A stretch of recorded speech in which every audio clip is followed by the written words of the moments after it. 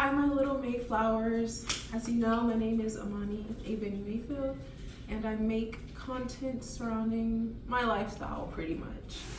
In this video, I am going to go over 13 things I wish I knew.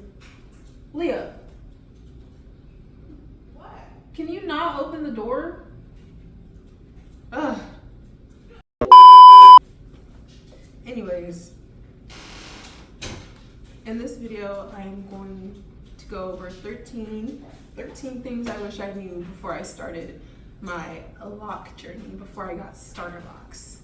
And this video is going to be structured into like before you getting starter locks, during the process of having starter locks, and then kind of after you're out of that starter lock phase. So, number one, this is going to sound silly, but I wish I researched parting systems. I just assumed that all locks were like, you just have the square parting system. So I didn't research into it, and I actually didn't even know there was different parting systems until way after I had started my lock journey. So there's square parts, which is what most people have. There's diamond parts, there's like scallop parts. And I think there might be a little bit more. There might be one called like that's natural parting. And yeah, I didn't know any of that before I started my locks. And if I did, I probably would have got diamond parts because I feel like they look really cool. Number two, locks are lower maintenance, but it can get expensive to get retwist regularly. So as a loose natural, you have to buy a bunch of different hair products, leave-in conditioner, shampoo, dry shampoo, edge control, among other things. And with locks, you don't need to do that. And also, whenever I had my loose natural hair, I was dropping $200, $300, $400 every 3 or 4 months to get my hair done. And that can get expensive really fast. But if you have locks and you're getting retwists once a month or once every 6 weeks, and you're dropping $85 to $100 plus, that also can get expensive, which you would need to work that into your budget if you're going to be getting retwists regularly. 3, if you want to dye your locks or dye your hair, do it before you get starter locks. Me personally, I've been wanting to dye my hair for a while, but I'm scared it's gonna damage my hair. I wanna say I have nice strong locks, but some in the back are pretty thin, which I'm working on getting it fixed, but some in the back are pretty thin, so I'm scared that dyeing my hair is gonna damage my hair. So I haven't dyed my locks. And I've heard the advice a lot of times that if you know you're gonna start your lock journey and you know you're gonna wanna dye your hair a certain color, to dye it before you get the locks. Number 4, do not compare your locks to others. Your locks are unique. Everybody's head is different. Everybody has different hair textures all over their head, different porosity, different thickness. It's okay to have lock inspiration. I had a bunch of lock inspiration. I created a whole Pinterest board of lock inspiration before I got my locks. But know that your locks are not going to turn out exactly like your lock inspiration. 5, and this is kind of between before and during, but take a lot of pictures. One thing I regret about my lock journey is that I didn't take a lot of pictures in the early stages of having locks.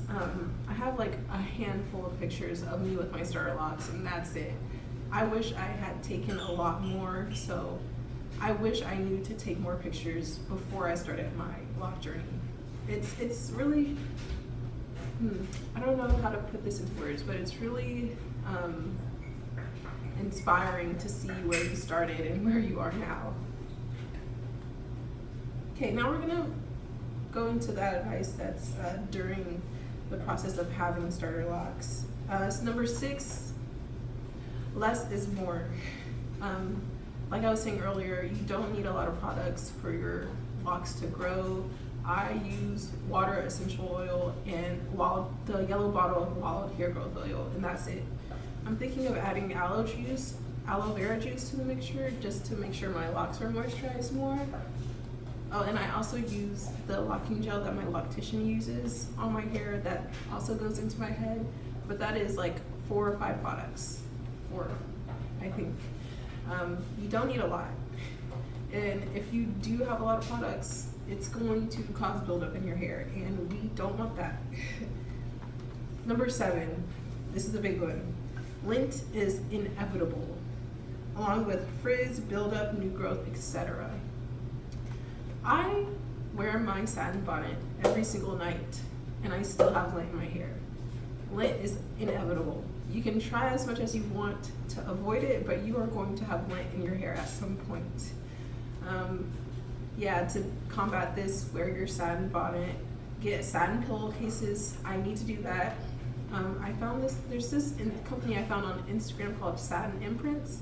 They have really good bonnets, and they also started selling satin pillowcases. So I'm gonna get some of their pillowcases in the event that I fall asleep without my bonnet on, because it happens sometimes. Number 8.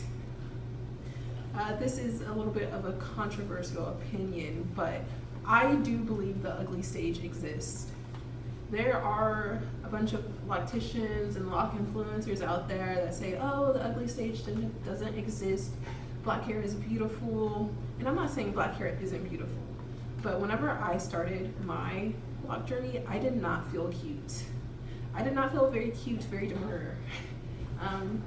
Whenever I started my lock journey, my locks were pretty short, so I feel like I didn't look very feminine with them, and I felt ugly, which is why I didn't really take that many pictures. But I do believe the ugly stage exists because I did not feel pretty with my locks when I first started them.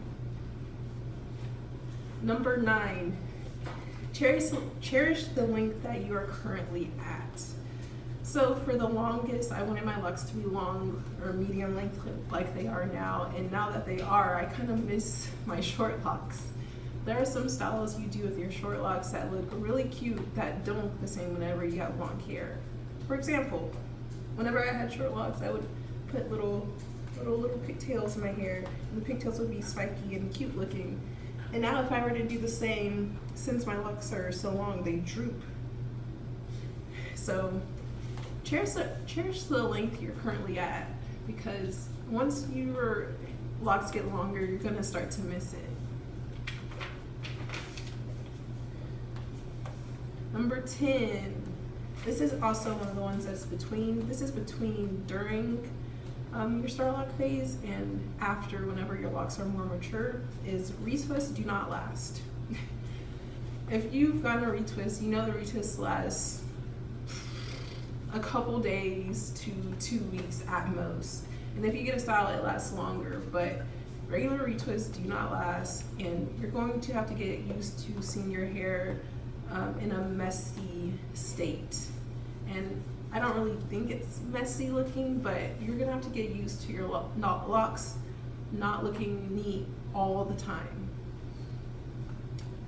Now we're getting into some of the advice for whenever your locks are more mature. Number 11.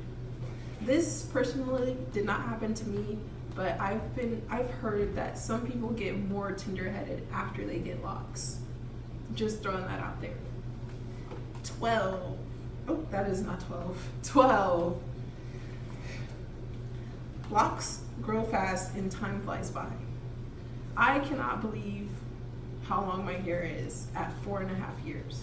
I can't even believe 4.5 years has gone by since I've gotten my locks, but it has.